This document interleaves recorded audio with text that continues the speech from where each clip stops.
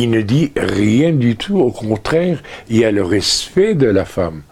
Mais ce qui est important, c'est que les hommes ont interprété. Il faut se méfier de ceux qui nous disent qu'ils savent. Et ils ne savent pas, tout simplement. Alors, pour revenir quand même au problème des femmes, parce qu'il y a un problème des femmes en islam. Cela dépend aussi des écoles juridiques et théologiques.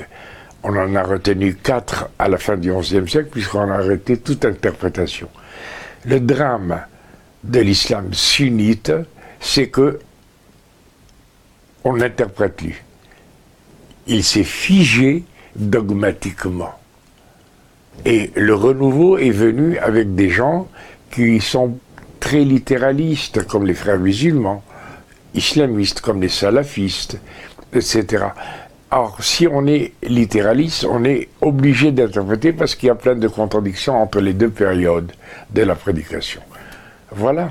Et la femme a toujours été respectée par les premiers califes, les premiers successeurs du prophète et par le prophète lui-même. Mais ça ne veut pas dire qu'il faut la cacher. Et aujourd'hui, quand ces jeunes filles se réclament du voile, c'est à cause du camp d'Iraton. On les a, souvenez-vous, en 1974, mis dans des cités. On a recréé le village dans une cité. Et donc tout le monde se connaissait. Le nombre de musulmanes ou de musulmans qui se convertissent aujourd'hui à une autre religion. Mais elle reste discrète. Ou il reste discret.